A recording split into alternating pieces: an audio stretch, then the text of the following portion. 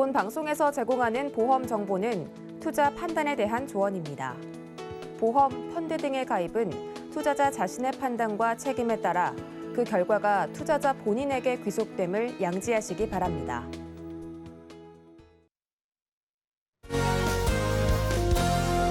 시청자 여러분 안녕하세요. 알기 쉬운 보험 정보로 여러분들의 인생 설계 함께하는 인생 설계 원픽 진행의 김혜연입니다. 네, 에너지 고갈로 인해서 무기력하거나 이 우울감이 드는 기분을 경험해 보신 분들 많이 계실 것 같아요. 한 44% 정도가 이 번아웃 증상 경험해 봤다라고 하는데요. 이럴 때 무조건적인 긍정적인 생각은 되려 독이 된다라고 하니까요. 우리 오늘만큼은 다 괜찮을 거야 말고 경각심 가지면서 우리 미래 대비를 함께 해보면 좋을 것 같습니다. 또 저희 인생 설계 원픽 유튜브로도 시청 가능하죠. 유튜브에 서울경제TV 검색하시고 실시간으로 함께 해보시길 바라겠습니다. 네, 참고로 금일 본 방송에서 제공하는 정보들은 투자 판단을 위한 조언이지 해당 보험의 가치나 수익률을 보장하지는 않습니다. 또 서울경제TV와 서울경제신문은 당사의 브랜드입니다. 서울경제증권TV와는 무관하며 기타 유사 명칭에 유의하시길 바라겠습니다. 네, 그럼 인생 설계 원픽 본격적으로 출발해 볼 텐데요. 첫 번째 코너는 생생 라이프 팁 시간이죠. 오늘은 장석현 전문가님과 이야기 나눠보도록 하겠습니다. 전문가님 어서 오세요. 네, 안녕하세요. 네, 우리 장석현 전문가님께서는요, 슬기로운 노후 생활을 위한 연금 준비 방법이라는 주제로 강의 준비해 주셨다라고 하는데, 오늘 이 강의는요, 월요일 강의와도 연결되는 내용이 있으니까요, 못 보신 분들은 또 다시 보기로 참고해 보시면 좋을 것 같고요. 오늘 이 강의까지 더해서 이 노후 대비만큼은 우리가 확실하게 잡고 가보면 좋을 것 같습니다. 누가 보험을 잘못 가입하였어? 네, 보험의 과거 그리고 현재 미래를 보는 눈 보험계의 궁예 장석현입니다. 오늘 알아볼 내용은요, 지난 시간에 이어서 슬기로운 노후 생활을 위해서 연금을 어떻게 준비를 하셔야 되는지에 대해서 한번 알아보도록 하겠습니다. 지난 시간에 노후 생활에 필요한 자금을 한번 알아봤거든요. 복습을 해보면 우리가 노후에 퇴직을 하고 경제활동이 없어지는 시기에 조금 여유롭게 사시려면 1인당 대략 230만 원 정도가 필요하다라고 말씀드렸습니다. 그 금액들을 어떻게 모을 수 있는지 오늘부터 한번 알아보도록 할게요. 자, 우리가 준비할 수 있는 연금은 세 가지가 있습니다. 첫 번째로 국민연금이 있어요. 우리나라 사람이라면 의무적으로 가입해야 되는 국민연금이 있는데 이 국민연금 의무납입이긴 하지만 실제로 납입을 안 해도 뭐 과태료가 부과된다거나 이런 부분이 없기 때문에 돈을 안 내고 계신 분들이 있을 수 있습니다. 그리고 이 연금 재원이 지금 현재 젊으신 분들은 향후 미래에 고갈될 수도 있다. 이런 기사들을 워낙에 많이 보셨기 때문에 국민연금을 납입 안 하시는 분들도 있을 수 있는데, 국민연금은 우리나라에 존재하는 모든 연금 중에서요, 수익률이 가장 높고 내가 낸 돈보다 가장 많이 노후에 받을 수 있는 형태로 되어 있기 때문에 국민연금만큼은 크게 뭐 많은 돈 내실 필요도 없거든요. 작은 금액이라도 국민연금은 꼭 계속해서 납입을 하시는 게 가장 좋고요. 그리고 두 번째는 우리 근로자분들, 근무하시는 분들 회사에 내는 이 퇴직연금이에요. 퇴직연금은 뭐 DC형, DB형, IRP형 여러 형태로 자기 성향에 맞는 형태의 연금을 골라서 사용하시면 되는데, 여기서 또 주의할 점이 어떤 부분이 있냐. 퇴직연금을 퇴직하실 때 일시금으로 찾으시는 분들이 있어요. 자, 우리가 물건을 살 때 일시금으로 잘 내나요? 보통은 뭐 자동차를 산다라고 생각을 해보면 대부분의 분들이 할부를 사용하십니다. 일시금 내는 걸 꺼려해요. 그리고 반대로 자동차 회사에서도 일시금을 받는 것보다는 할부로 받아서 할부 이자를 좀 더 챙기는 게 회사 입장에서는 좀 더 유리하거든요. 자, 반대로 생각해 보면 이 퇴직연금도 일시금으로 받으면 지금 당장에는 큰 돈이라 좋지만 실질적으로는 내가 받을 수 있는 할부 이자를 못 받고 이 퇴직연금을 사용한다, 이렇게 생각하시면 되거든요. 그래서 퇴직연금은 일시금으로 받아서 뭐 좋은 사업에 쓰는 것도 좋긴 하겠지만 가장 많은 수익을 얻기 위해서는 연금으로 받으시는 게 가장 많은 금액을 받으실 수 있다는 점. 우리가 지금 노후 준비를 하고 있기 때문에 노후에 내가 일을 안 해도 계속 들어올 수 있는 수입을 창출하는 거를 목표로 하고 있기 때문에 일시금보다는 이것도 연금 형태로 받으시는 게 가장 좋고요. 그 다음에 이제 개인연금입니다. 이 부분들은 아마 준비를 안 하시는 분들이 대부분일 거예요. 우리가 노후에 뭐 지금 젊으신 분들 같은 경우에는 노후는 너무나 먼 얘기이기 때문에 이 개인연금을 준비 안 하시는 분들이 있는데 국민연금과 퇴직연금만으로는 우리가 노후에 조금 여유롭게 살 수 있는 230만 원 준비할 수 없습니다. 그래서 개인연금은 필수적으로 가입을 하셔야 되는데 오늘은 이 개인연금을 잘 가입하는 방법을 다시 한번 구체적으로 좀 알아볼게요. 개인연금의 종류에는 크게 두 가지로 연금저축이 있고요. 그 다음에 연금보험이 있습니다. 두 가지의 큰 차이점은 일단 첫 번째로는 세제 혜택을 주느냐 안 주느냐에 대한 차이거든요. 연금저축 같은 경우에는 세제 적격 상품이라 그래서 세금 우대를 해줍니다. 자, 연금저축부터 다시 한번 살펴볼게요. 연금저축을 설명드리려면 일단 연말정산에 대해서 제가 말씀을 조금 드려야 되는데 연말정산도 잘 모르시는 분들이 많아요. 간단하게 설명드리면 우리가 직장 생활을 하거나 뭐 자영업자이신 분들이 한 달 동안 얻는 소득 그리고 소비하는 지출, 개개인이 다 다르죠. 그래서 국세청에서 매달 이거를 한 사람 한 사람 다 계산해서 세금을 이 사람은 얼마, 이 사람은 얼마 이렇게 그 측정을 할 수가 없기 때문에 연말에 모든 사람들이 한꺼번에 이 세금을 결정하게 됩니다. 그리고 나는 평균적인 이 원천징수라고 하죠. 매달 평균적인 금액을 일단 세금으로 내놓고 연말에 이 세금을 정산을 하는데요. 연말 정산할 때 결정세액이라는 게 나옵니다. 그러니까 내가 1년 동안 이제 소비도 하고 소득도 하고 여러 가지 형태의 생활을 했는데 그러면 내가 1년 동안 내야 될 세금이 얼마인가라고 하는 게 결정세액이거든요. 결정세액이 하나가 있고요. 자, 그 다음에 내가 소비도 하고 소득도 있었고 여러 가지 활동을 했으니까 1년 동안 납부한 세액이 있을 거예요. 내가 실제로 납부한 세액. 자, 그러면 이 두 사이의 차이가 발생할 수 있습니다. 결정세액보다 내가 납입한 세금이 좀 더 많을 경우에는 내가 세금을 돌려받게 되겠죠. 자, 그 다음에 결정세액보다 기납부세액이 적을 경우에는 내가 나라의 세금을 더 연말정산할 때 내셔야 됩니다. 자, 이 두 가지 경우의 수가 있는데 연금저축은요. 요때 사용하셔야 됩니다. 결정세액이 기납부세액보다 크신 분들이 사용하시는 거예요. 이 연금저축이 얼마만큼의 세액공제를 해주느냐 그걸 한번 살펴볼 텐데 연간 근로소득이 1억 2천으로 설정을 좀 해볼게요. 1억 2천 초과는 많이 있지는 않으니까 1억 2천 이하이신 분들만 한번 설명을 좀 드리겠습니다.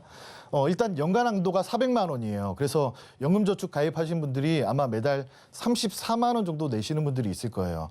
이거 12달 곱하면 400만 원이거든요. 400만 원 한도 내에서 세제 혜택을 주는데 근로소득이 5,500만 원 이하이신 분들은 16.5% 그래서 60만 원 정도의 세금을 환급받게 되십니다. 그리고 5,500만 원에서 1억 2천 사이에서는 13.2%의 세액공제를 적용해서 대략 한 50만 원의 세제 혜택을 받게 되시는 거예요. 그래서 연금저축은요. 연금으로 활용하는 상품이라기보다는 내가 근무를 하시는 분들, 자영업자분들, 세금 내시는 분들 세제 혜택을 위해서 가입하시는 상품이다 생각하시면 되고요. 결정세액이 기납부세액보다 적으신 분들은 연금저축 굳이 가입하실 필요가 없어요. 가입하신다고 하시더라도 세제 혜택을 받으실 수가 없습니다. 자, 그러면 다시 돌아가서 이 연금저축의 장점은 연말정산할 때 세액공제 혜택을 받을 수 있다는 점에서 굉장히 큰 장점이라고 볼 수가 있고요. 단점이 몇 가지가 있는데 이 연금저축을 나중에 연금으로 수급을 받게 됐을 때 세금을 내셔야 됩니다. 작게는 3.3%에서 5.5%에 내가 받는 연금에서 또 세금을 떼가기 때문에 이것도 단점이라고 좀 볼 수가 있고요. 그리고 이 연간 연금소득이 1,200만 원을 초과하게 되면 종합금융소득세의 또 대상자가 돼서 별도의 세금을 또 내실 수가 있어요. 그 다음에 가입을 하셨다가 중도에 해지를 하거나 중도 인출을 하게 되시면 또 기타 소득세 16.5%를 또 떼가기 때문에 연금저축 가입하실 때는 조금 신중하게 가입을 하셔야 돼요. 내가 나중에 연말정산 때 뱉어내야 되는 세금이 더 많으신 분들이 가입이 좀 용이하고요. 연금으로 활용하기에는 그다지 좋은 상품은 아니다라고 보시면 되겠습니다. 자, 연금저축은 보험사뿐만 아니라 은행이나 보험사, 생명보험사, 손해보험사, 그리고 증권사에서도 판매를 하고 있습니다. 은행은 금리가 조금 낮다라는 단점이 있고, 보험사는 은행보다 금리는 조금 높지만 원금 중도 해지 시에 원금 손실이 좀 더 크다라는 또 단점이 있고요. 증권사는 투자를 통해서 내 이 연금저축 이 연금액을 불리기 때문에 투자에 대한 이 손실 우려도 발생할 수 있기 때문에 연금저축 가입하시는 분들은 은행, 보험사, 증권사 중에 본인 성향에 맞는 가장 유리한 형태의 상품을 고르시는 게 가장 유리하겠고요. 자, 그러면 이제 노후 생활에 정말로 필요한 연금보험에 대해 한번 알아보도록 할게요. 이 연금보험은 연금저축처럼 세액 공제 혜택은 드리진 않아요. 대신에 나중에 연금을 수급하게 될 때는 연금소득세를 면제해 줍니다. 연금저축 같은 경우에는 3.3%에서 5.5% 세금을 뗀다라고 말씀드렸잖아요. 그런데 연금보험은 소득세 없이 내가 연금을 온전하게 다 받으실 수 있는 형태의 보험이다라고 생각하시면 되고요. 대신에 단점은 세제 혜택이 없다라는 점, 그리고 이 연금보험을 판매하고 있는 회사는 오로지 생명보험사밖에 없습니다. 그래서 내가 노후연금이 좀 필요하신 분들은 손해보험사 아니고요. 생명보험사에서 꼭 준비를 하셔야 된다라고 다시 한번 말씀드리겠고요. 그러면 연금보험은 또 어떤 형태로 어떤 종류의 연금보험이 있는지 또 한번 살펴봐야 될 텐데, 이거는 연금액을 불리는 방법이에요. 금리 연동형 연금보험이 있고요. 그 다음에 변액 연금보험이 있습니다. 금리 연동형 같은 경우에는 변동금리라고 생각하시면 돼요. 시중은행 금리처럼 계속 변동으로 금리가 바뀌면서 높을 때는 높게 이자를 많이 주고 낮을 때는 이자를 적게 주는 형태로 나중에 받을래 연금 기준 적립액을 불리는 형태라고 생각하시면 되겠고요.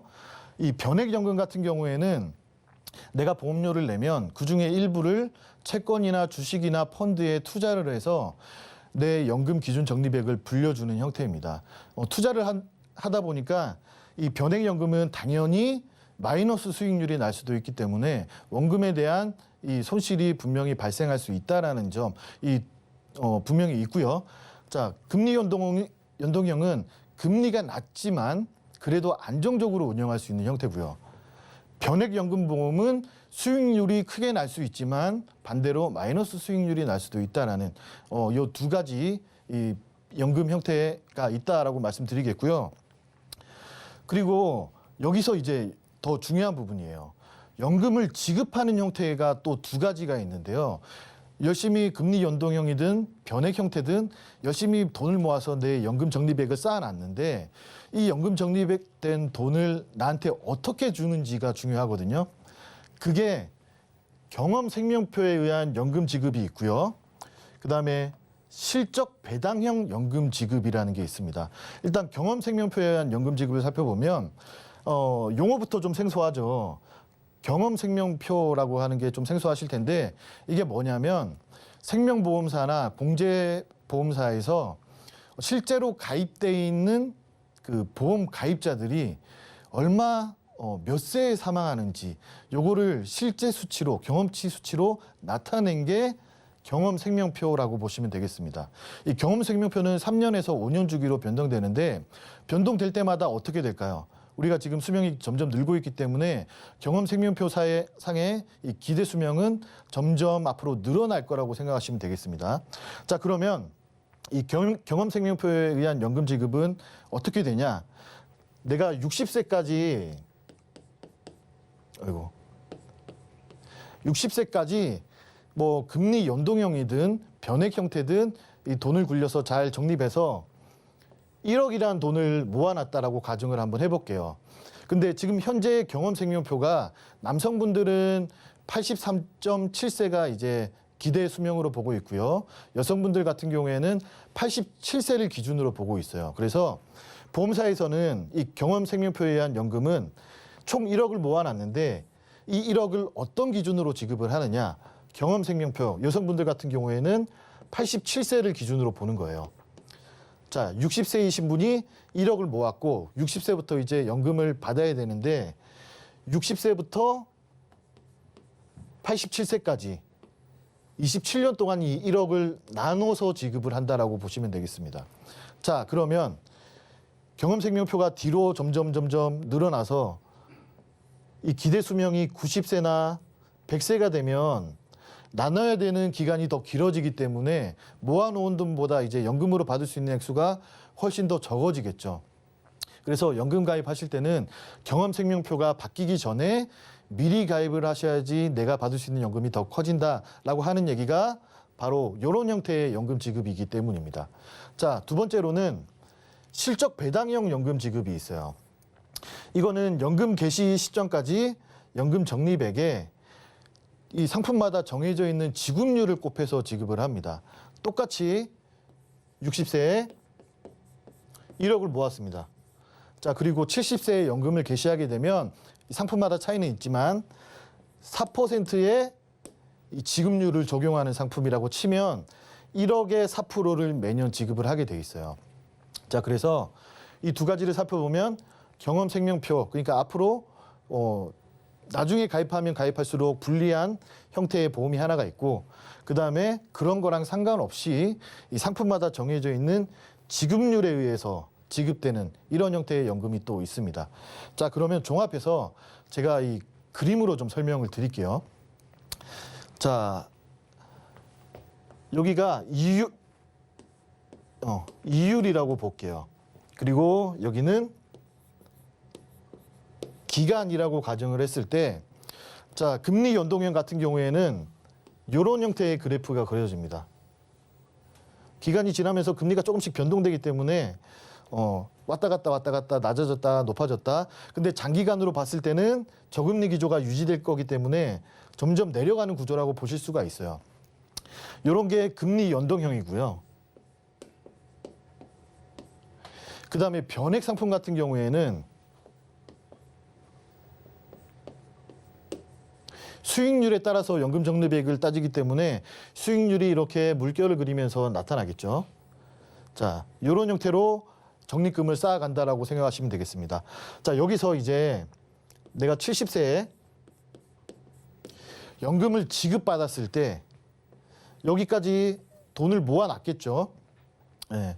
이 변액이든 금리 연동형으로든 연금 적립된 금액이 있을 겁니다. 요거를 이제 지급받을 때 아까 제가 말씀드렸던 게 경험생명표에 의한 방법, 실적 배당형에 대한 방법이라고 설명드렸는데, 경험생명표에 의한 이 연금 지급 형태는 거의 대부분 연금이 이런 형태거든요. 연금을 받게 되는 시점부터는 모두가 금리 연동형으로 바뀝니다. 그래서 연금 개시 이후에도 금리의 영향을 받아요. 그래서 연금 개시 이후에도 금리가 내려가면 내 연금 액수가 작아질 수 있다라는 함정이 또 하나 숨어 있습니다. 그리고 이 연금 상품들 같은 경우에는 최저 보증 이율이 0.5%에서 1%로 굉장히 낮기 때문에 이 경험생명표에 의한 금리 연동형 상품들은 실질적으로 노후에 내가 받게 되는 연금 액수가 줄어들 가능성이 굉장히 크다라고 보시면 되겠고요. 그다음에 이 실적 배당 연금형 같은 경우에는 지급률을 그대로 지급하기 때문에 정해져 있는 금액을 그대로 지급하기 때문에 나중에 받을 수 있는 연금 액수가 이렇게 일직선으로 줄어들지 않고 계속해서 지급받으실 수가 있어요. 자, 그리고 금리 연동형은 금리가 너무 낮아서 별로인 것 같아요. 조금 더 그래도 위험을 감소하더라도 변액 상품을 통해서 연금 적립액을 좀 키우고 싶어요. 이렇게 생각하시는 분들이 있는데 사실 둘 다 위험해요. 변액은 마이너스 수익률이 날 수가 있고 금리는 너무 낮아서 이율이 많이 안 붙을 수가 있고, 그런데 이 두 가지 단점을 보완하고 있는 또 연금보험들이 있거든요. 연금이 적립되는 시기 동안에는 변액으로 굴러가긴 하지만 이렇게 수익률에 따라서 굴러가긴 하지만 최저 보증을 해주는 상품들이 있습니다. 이런 형태로 금리가 아무리 낮아지더라도 이 정도의 금리는 보증을 해주고, 그 다음에 변액 상품이기 때문에 이 최저 보증보다 높은 수익률을 나타낼 때는 더 높은 형태의 연금 적립액을 기준으로 삼는 이런 상품들이 있거든요. 자, 어떤 게 좋은가요? 이 노후연금만큼은 가장 안정적으로 운영을 해야 되기 때문에 금리가 낮은 금리 연동형보다 그리고 위험성이 있는 변액연금보다는 이런 최저보증이율이 이 기능이 들어가 있는 형태의 연금이 우리에게는 가장 안전하다라는 점이에요. 그리고 연금을 지급받으실 때도 금리가 떨어질 수 있는 경험생명표에 의한 연금 지급 방법이 아니고 실적 배당형 같이 내가 받을 수 있는 금액이 정해져 있는 게 가장 좋습니다. 자, 그래서 예를 한번 들어 드릴게요. 매월 10만 원씩 20년 동안 돈을 모아서 70세에 연금을 개시했다라고 봤을 때 25세이신 분은 연금을 개시하게 되면 32만 원을 확정적으로 지급을 받게 됩니다. 이런 형태의 상품을 고르신다라면요. 자, 변액이기 때문에 또 수익률이 높으면 32만 원이 넘어갈 수도 있어요. 대신에 32만 원보다 떨어질 일은 절대로 없다라는 거예요. 그래서 확정적으로 32만 원을 받으실 수가 있거든요. 계산 한번 해볼게요. 이분이 매월 10만 원씩 20년 납입하셨기 때문에 2,400만 원을 납입하셨는데 32만 원을 매월 받게 되시면 무려 10년 이전에 이미 냈던 원금을 받게 되시고요. 80세를 넘어가서는 이 32만 원이 사시는 동안 평생토록 이자를 받게 되시는 거라고 생각하시면 되겠습니다. 자, 35세에서는 25만 원을 받을 수 있고요. 40세에서는 23만 원을 평생토록 지급받으실 수가 있고 50세가 되면 13만 원을 지급받으실 수가 있습니다. 이렇게 일찍 준비를 하느냐 아니면 퇴직 연령에 가까워서 준비를 하느냐에 따라서 내가 받을 수 있는 연금 액수가 엄청나게 차이가 날 수 있기 때문에 저는 항상 말씀드립니다. 연금은 어리면 어릴 때 가입할수록 가장 유리하다라는 거. 그리고 50세, 40세이신 분들도 지금 시작해도 그렇게 늦지가 않았다는 거. 그거 한번 다시 강조드리면서 오늘 연금에 대한 얘기는 여기서 마치도록 하겠습니다. 네, 여러분, 노후에 매달 200만 원이면 어떨 것 같으세요? 300만 원은요? 400만 원이면 충분할까요? 사실 얼마나 있어야 충분할지 우리 아무도 모르잖아요. 그러니까 준비할 수 있는 최대한을 준비하는 게 중요할 것 같은데요. 이 1, 2탄으로 이어진 이 강의들 잘 활용하셔서 탄탄한 노후 대비해보시면 좋을 것 같습니다. 오늘 이렇게 좋은 강의 준비해주신 우리 장석현 전문가님과는 여기서 인사 나누도록 하겠습니다. 오늘 말씀 고맙습니다. 네, 오늘의 강의 내용 한눈에 알아보기 쉽게 정리해봤으니까요. 화면으로 확인해 보시죠.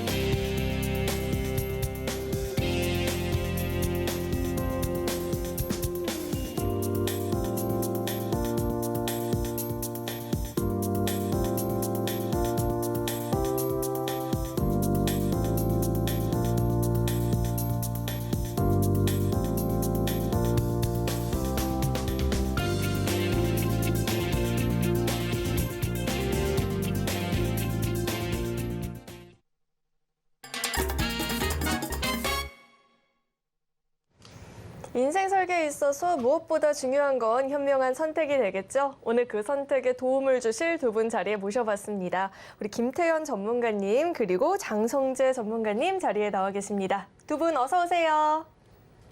안녕하세요. 네, 오늘은 또 어떤 주제로 이야기 나눠보면 좋을지 오늘의 주제 화면으로 확인해 보시죠. 오늘의 주제는 GI 보험입니다. GI 보험은 일반적 질병 보험이라고도 불리는데요. 어떤 보장을 받을 수 있는지 이야기 나눠보도록 하겠습니다. 네, GI 보험이 사실 이 CI 보험의 대안책으로 나온 보험이다라는 이야기는 많이 들어봤는데 자세한 내용을 모르시는 분들도 계실 것 같아요. 일단 오늘의 주제를 선택해 주신 이유부터 짚어주시죠. 네, 저희가 CI 보험에 대해서는 굉장히 많이 다뤘던 것 같아요.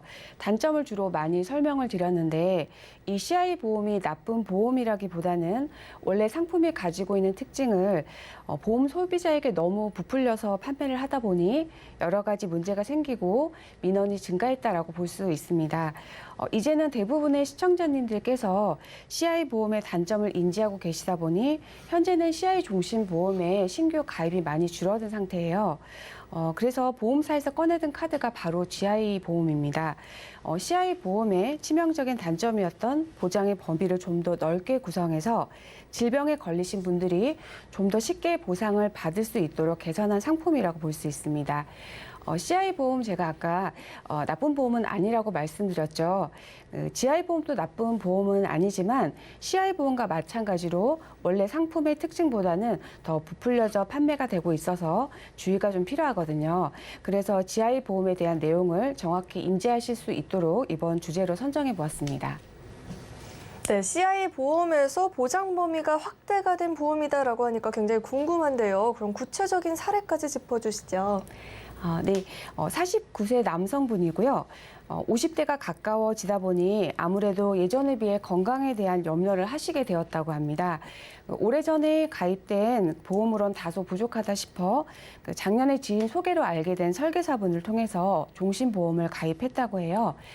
가입 당시에는 아플 때 다양한 질병에 대한 보장을 받고 또 적립된 금액으로 나중에 나이가 들면 연금도 받을 수 있고 그리고 사망하면 사망 보장도 중복으로 받을 수 있는 만능 상품으로 안내를 받았는데 우연한 기회에 보험 방송을 보니 설명드렸던 내용과 달라서 문의를 해주신 분의 사례입니다.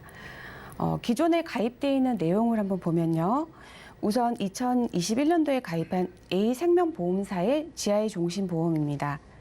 사망보험금 5천만 원 중 주요 질병 진단 시 80%인 4천만 원을 먼저 선지급하는 형태인데요.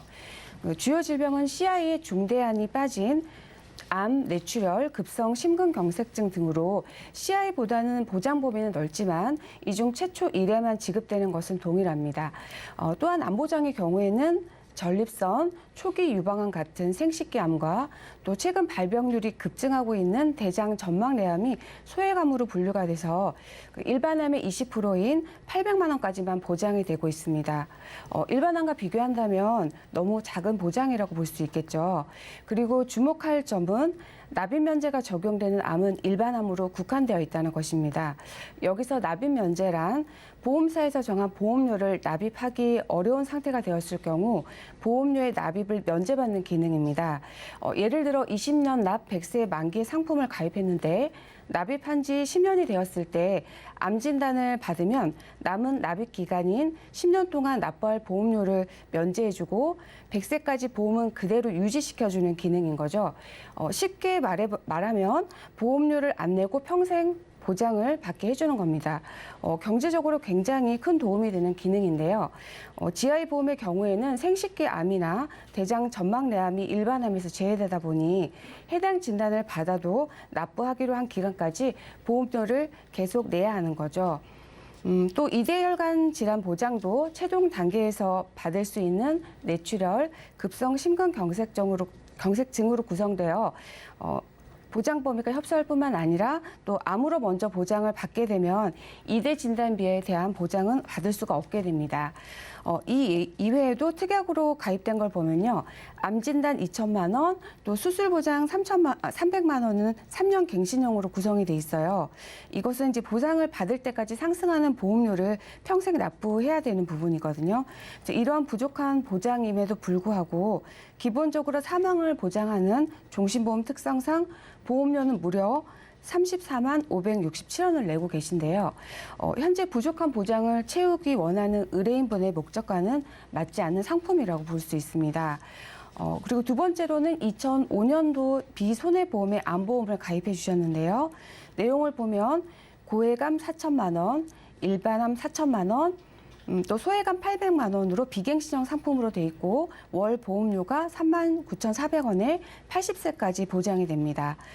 다음은 비슷한 시기에 가입한 같은 비손해보험의 건강보험입니다. 암보험에서 준비하지 못했던 2대 진단비와 그리고 수술비를 보완한 것 같은데요. 보험료 36,100원으로 20년 납 80세 만기 상품입니다. 내용을 보면 뇌출혈, 급성 심근경색증에 각각 1,000만 원씩 보장이 되고 또 수술을 받게 되면 경중에 따라서 1종에서 3종으로 나뉘어 최대 200만 원까지 보장이 됩니다.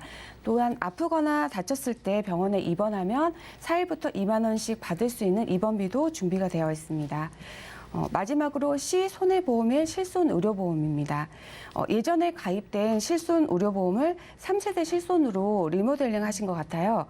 상해나 질병으로 입원하셨을 때 최대 5천만 원으로 보상, 또 상해나 질병으로 통원하셨을 때 20만 원 한도로 보상, 또 약제비는 10만 원 한도로 보상해서 보험료는 월 2만 1,000원입니다. 지금까지 총 4개의 보험 중에 비손해보험에 가입한 암보험과 건강보험은 80세까지 보장이 되고 그리고 혈관에 대한 보장 범위가 협소하지만 현재 20년 납입 중 이미 17년은 납입하셨고 보장 금액 대비 보험료도 가성비가 좀 좋은 상품입니다. 다만 작년에 가입한 GI 종신보험은 보험료 대비 보장이 턱없이 부족하고 또 사망 위주의 상품이라 조정이 필요할 것 같습니다. 네, 이분 같은 경우에는 이 GI 보험을 만능 보험으로 생각을 하고 가입을 하셨던 거잖아요. 그런데 뭐 최초 1회만 보험금이 나온다 그러고 암 같은 경우에는 또 이마저도 일반 암만 해당이 된다라고 하는데 그럼 이분 같은 경우에는 도대체 어떤 해결책을 갖고 가봐야 될까요? 네, 먼저 계약 전환용 실손은 기존 실손 보험에서 병역 사항이 있더라도 심사 없이 새로운 실손 계약으로 승인을 해주는 제도인데요. 현재 이미 3세대 실손으로 리모델링이 되어 있어 실손은 그대로 유지하시면 되겠습니다. 다음으로 기존의 비손해보험의 암보험은 보험료 대비 보장 금액이 적정하고 또 3년만 더 납입하시면 80세까지 보장받을 수 있어 그대로 유지하되 부족한 보장 기간과 보장 금액은 추가되는 리모델링에서 조정을 하였습니다. 또 동일한 비손해보험의 건강보험에는 현재 판매 중단된 3종 수술비 보장이 있어서 고리식을 동반한 임플란트 수술 시 140만 원을 보상받을 수 있습니다. 80세까지 부유한 수술 3종으로 치아 임플란트 시 큰 도움을 받으실 수 있겠죠. 역시 3년 납입 후 80세까지 보장받으시고 부족한 2대 진단비와 수술비에 대해서는 보완만 하면 되겠습니다. 그리고 GI 종신보험을 보완하는 리모델링 첫 번째 상품은 A생명 암보험입니다. 보장 범위가 넓은 일반암으로 3천만 원, 부족했던 소외감은 2천만 원으로 준비해드렸습니다. 일반암 내에는 생식기암, 대장 점막내암이 포함이 돼 있어서 동일한 보장 금액은 일반암과 같은 동일한 보장 내용은 물론 납입 면제도 똑같이 적용이 되고요. 보장 기간도 100세 만기로 해서 리모델링 후에는 보장의 폭은 더 넓게 그리고 보장 기간은 더 길게 받으실 수 있겠습니다. 두 번째는 2대 진단비 및 수술비, 암 치료비를 보완하였습니다. 손해보험 상품으로 전조 증상에서 받을 수 있는 2대 진단비를 2천만 원, 또 계속해서 받을 수 있는 수술비를 1,000만 원씩 구성해 드렸고요. 또 기존 종수술비와 함께 중복으로 지급 가능한 119대 질병 수술비도 구성하였습니다. 또한 방송에서도 많이 언급된 신포괄 수가제로 인한 항암 치료비의 부담을 덜어드리기 위해서 항암 방사선 약물 치료비 1,000만 원, 그리고 표적 항암 치료비 5천만 원을 넣어드려서 100세까지 필요한 보장에 구멍이 없도록 준비를 해드렸습니다. 마지막으로 D생명보험의 정기보험을 통해서 사망보장금 5천만 원을 구성하였습니다. 기존에 비싼 보험료를 냈던 종신보험을 대신해서 가장의 책임기간에 만약에 일어날지도 모를 위험에 대비할 수 있는 자금을 매월 27,500원으로 준비를 해드렸습니다. 네. 지금 기존 종신보험은 진단자금, 사망보장의 기능은 있지만 두 가지 기능을 한꺼번에 다 이제 보장을 하려다 보니까 보험료도 비싸고 또 한 가지도 제대로 제 기능을 하지 못한 상황이었는데요. 리모델링 이후에는 보험료를 14만 원 줄이면서도 생존 시 필요한 보장과 그리고 가장 책임기간 필요할 수 있는 사망보장 두 가지 모두 제 기능을 할 수 있도록 컨설팅해 드렸습니다. 네, 기존에 본인의 목적과 맞지 않았던 이 GI 보험을 정리하고 또 추가로 부족했던 이 보장 범위와 금액을 보완해 주셨는데요. 그럼 제시해 주셨던 이 해결책 이외에 또 어떤 주의사항들이 더 있을까요? 네, 싸고 좋은 상품은 없습니다. 그렇다고 비싸다고 다 좋은 상품일까요? 네, 또 그렇지도 않습니다. 눈에 보이고 일상생활에 활용할 수 있는 제품은 써보면 이 제품이 제 값을 하는지 안 하는지 알 수 있는데 보험은 그렇지가 않습니다. 쓰기 전까지는 이 상품이 좋은지 그리고 아닌지 알 수가 없고 또 써보고 나서는 후회를 해도 소용이 없습니다. 내가 내야 하는 보험료가 적정한 수준인지 보험료에 합당하는 보장이 들어가 있는지 그리고 가입하는 목적에 부합하는 상품인지 꼼꼼하게 따져보시는 게 좋습니다. 간혹 잘 몰라서 꼼꼼하게 따져볼 수 없다고 하시는 분들께 저희가 보험 가입하실 때 꼭 물어봐야 하는 한 가지 질문을 알려드리겠습니다. 그것은 바로 이 상품의 단점은 무엇인가요입니다. 만약에 단점이 하나도 없다라고 얘기하는 보험 설계사는 피하시는 게 좋고요. 단점이 없는 보험 상품은 없기 때문에 단점에 대해서도 잘 설명해 줄 수 있는 보험 전문가에게 보험 상담을 받으시길 권유해 드립니다. 네, 본인의 우선순위와 이 목적에 맞는 보험이 사실상 최고의 가성비 보험이 아닌가라는 생각이 듭니다. 오늘 방송 잘 활용하셔서 현명한 전략 세우시길 바라겠고요. 저희 이어서 두 번째 주제도 화면으로 확인해 보시죠.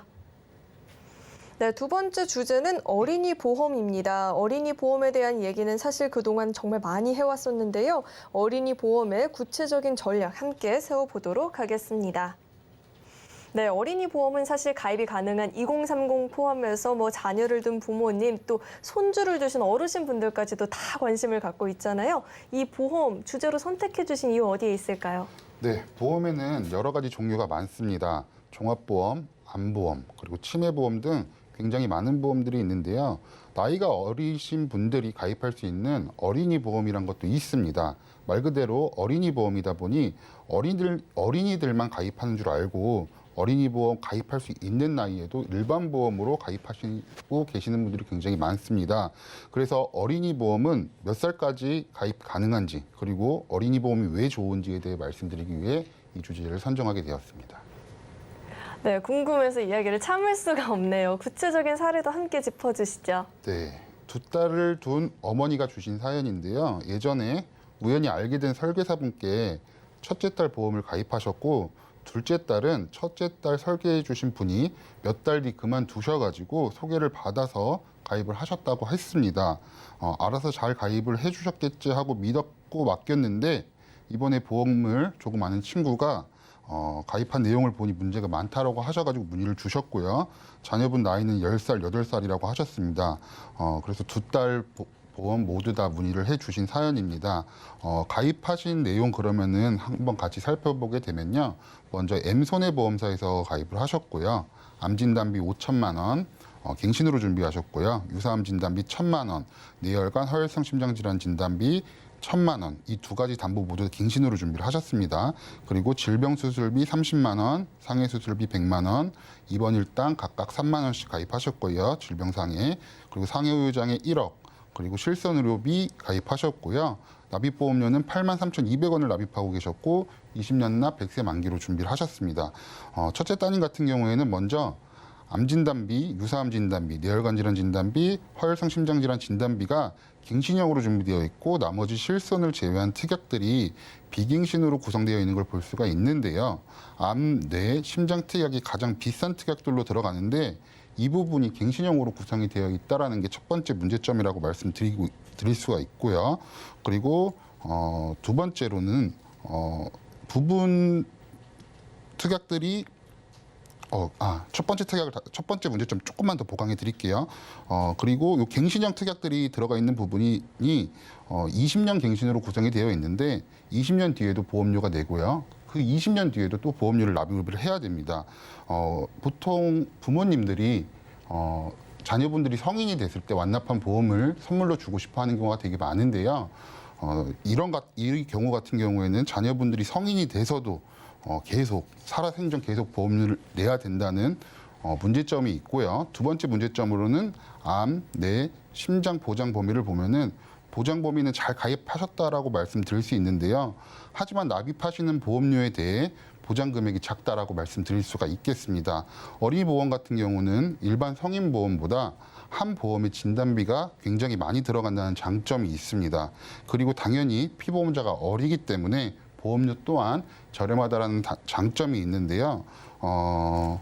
갱신형 특약이 많이 들어가 있는데도 이렇게 많은 금액을 납입하시는 거는 이 보험이 효율성 또한 떨어지는 보험이라고 말씀드리겠고요. 세 번째 문제점으로는 이대 진단비, 뇌혈관 질환 진단비와 허혈성 심장 질환 진단비는 잘 가입하셨는데 매번 말씀드리는 거지만 혈관 질환은 재수술을 할 수 있는 경우가 굉장히 많기 때문에 수술을 할 때마다 매일 지급받을 수 있는 이대 진단 수술비도 없다라는 단점이 있습니다. 그리고 다음 문제점으로는 자녀분 나이가 10살, 8살이라고 하셨는데요.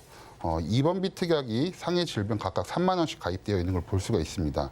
보통 어린이들은 5세, 6세가 넘어가면 감기나 간단한 질병으로는 병원을 가도 입원하는 경우는 굉장히 적습니다. 입원비 특약은 굉장히 비싼 특약이기 때문에 입원비 특약만 놓고 봤을 때 20년을 납입한다고 했을 때 내가 낸 보험료를 돌려받으려면은 최소 100일, 많게는 200일까지도 입원을 해야 내가 낸 보험료를 돌려받을 수 있기 때문에 이 특약 자체도 조금 효율성이 떨어진다라고 볼 수가 있고요. 그리고 또 상해우회장애 1억은 잘 가입하셨는데 조금 아쉬운 부분은 질병우회장애가 없다라는 것입니다. 질병우회장애 또한 비싼 특약 중 하나지만 어린이 보험이기 때문에 일반 성인 보험보다는 저렴하게 가입할 수 있다라는 장점이 있기 때문에 조금 질병우회장애를 가입하지 않은 게 아쉽다라고 말씀드릴 수가 있겠고요. 마지막 실손의료비는 3세대 실손의료비로 구성이 되어 있는데 3세대 실손의료비가 4세대 실손의료비보다 조금 더 많이 보장은 있지만 지금 어린이 자녀분들이기 때문에 굳이 3세대를 유지하지 않고 4세대로 바꾸면서 보험료를 조금 더 절약하시는 게 좋겠습니다. 그리고 두 번째 따님 보험을 살펴보게 되면은 암진단비 3천만 원, 유사암 진단비 1천만 원, 그리고 뇌졸중, 급성심근경색 진단비 2천만 원 이렇게 준비를 하셨고요. 질병상해 수술비 30만 원, 100만 원, 질병상해 입원 일당 각각 3만 원씩 준비를 하셨습니다. 상해우장애 1억 그리고 또 실손을 준비를 하셨고요. 납입보험료는 10만 원으로 구성을 하셨고 20년 납 100세 만기로 준비를 하셨습니다. 두 번째 따님 같은 경우에는 다른 분께 가입을 해서 그런지 첫째 따님과는 담보 내용이라든지 구성에 조금 차이가 있는 걸 볼 수가 있겠는데요. 먼저 암진단비를 살펴보게 되면은 비갱신형으로 준비를 했지만 보장 담보 금액이 너무 작았고요. 그리고 나머지 부분 이대 진단비도 보장 범위가 작게 들어가 있었습니다. 그리고 나머지 부분은 첫째 따님이랑 같은 문제점이 있기 때문에 둘째 따님도 빠르게 리모델링을 해야 되겠습니다. 네, 10살과 8살 자녀라고 했는데 갱신 특약에 이마저도 20년만 납부해서 끝나는 게 아니다라고 하니까 나중에 정말 눈덩이처럼 부풀어질 것 같거든요. 그러면 어떤 해결책이 필요할까요? 먼저 N손해보험사에서 리모델링을 준비를 해드렸고요. 암진단비 1억, 유사암 진단비 3천만 원, 심내혈관 질환 진단비 3천만 원, 그리고 수술비 2천만 원, 질병수술비 50만 원, 상해수술비 100만 원, 엔대수술비, 상해우회장애 1억, 질병우회장애 3천만 원. 아까 말씀드렸던 문제점을 모두 보완을 해드렸고요. 보험료는 95,044원으로 설정을 해드렸고요. 20년 납 100세 만기로 구성을 해드렸습니다. 암진단비도 전보다 비갱신으로 준비하면서 금액은 훨씬 많이 들어갔고 뇌랑 심장 쪽 부분도 뇌혈관 질환 진단비와 허혈성 심장 질환 진단비 모두 더 많은 금액으로 비갱신형으로 가입을 해드렸습니다. 그리고 둘째 따님을 보게 되면요. 둘째 따님도 같은 담보로 구성을 해드렸고요. 납입 보험료는 90,044원, 그리고 20년 납 100세 만기로 구성을 해드렸고 실손은 두 분 다 4세대 실손으로 전환을 해드렸습니다. 네, 합리적인 해결책을 만나봤는데요. 이 밖에 또 어떤 주의사항이 더 있을까요? 네, 어린이 보험도 일반 보험과 주의해야 할 점은 똑같습니다. 보장 기간은 길게 해놨는지, 그리고 비갱신형으로 구성을 해놨는지, 어린이 보험의 장점인 보장 금액이 많이 들어갔는지, 보장 범위는 넓게 설계해 놓으셨는지, 불필요한 특약으로 많은 보험료를 내고 있지는 않은지 하나하나 똑같이, 이건 어린이 보험이나 성인 보험이나 똑같이 꼼꼼하게 살펴보도록 해야겠습니다. 네, 다양한 보험들을 알고 있으면 다양한 전략들을 세울 수 있기 때문에 훨씬 더 활용도가 높을 것 같아요. 이 어린이 보험에 대한 이야기 잘 기억하시길 바라겠고요. 저희 이어서 검색어 Q&A 시간으로 넘어가 보겠습니다.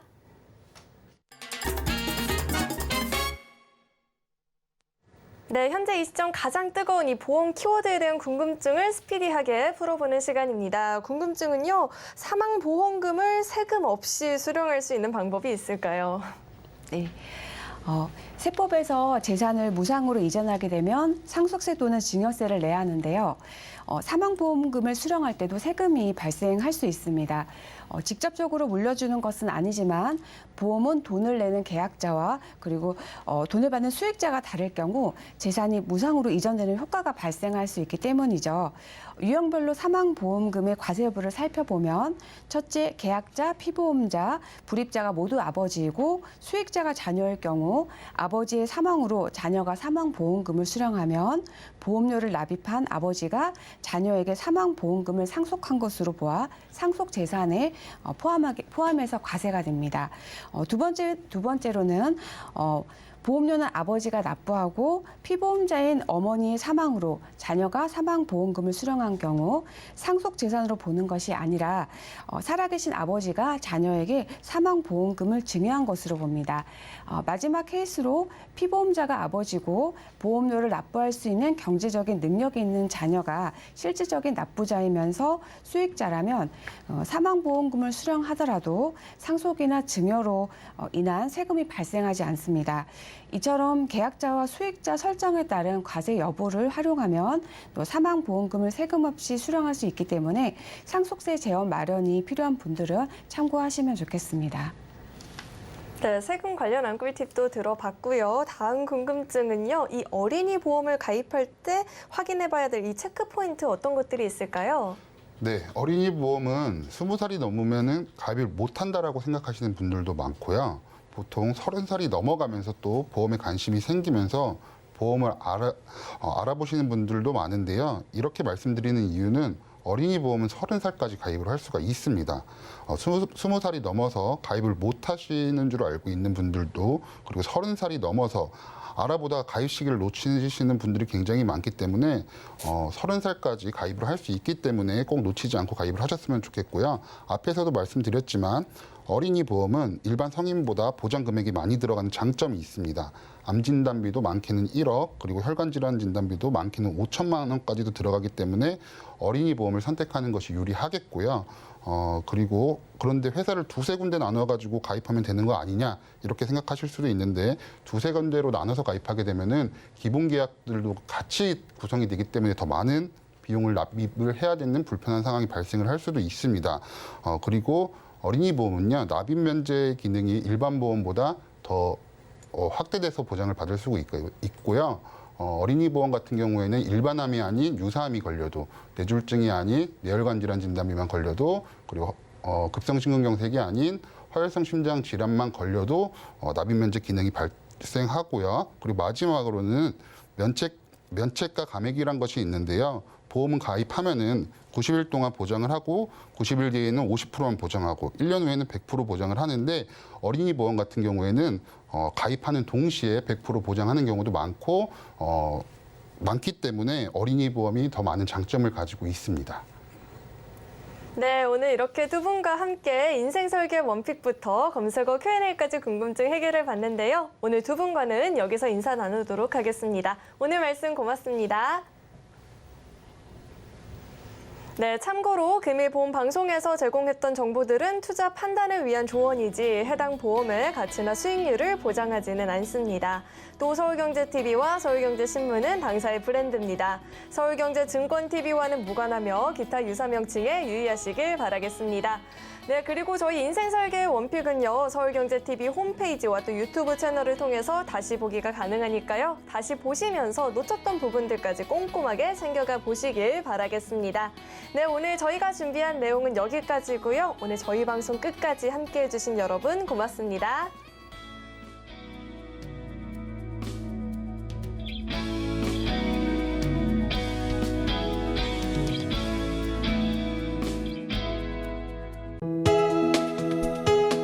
본 방송에서 제공하는 보험 정보는 투자 판단에 대한 조언입니다. 보험, 펀드 등의 가입은 투자자 자신의 판단과 책임에 따라 그 결과가 투자자 본인에게 귀속됨을 양지하시기 바랍니다.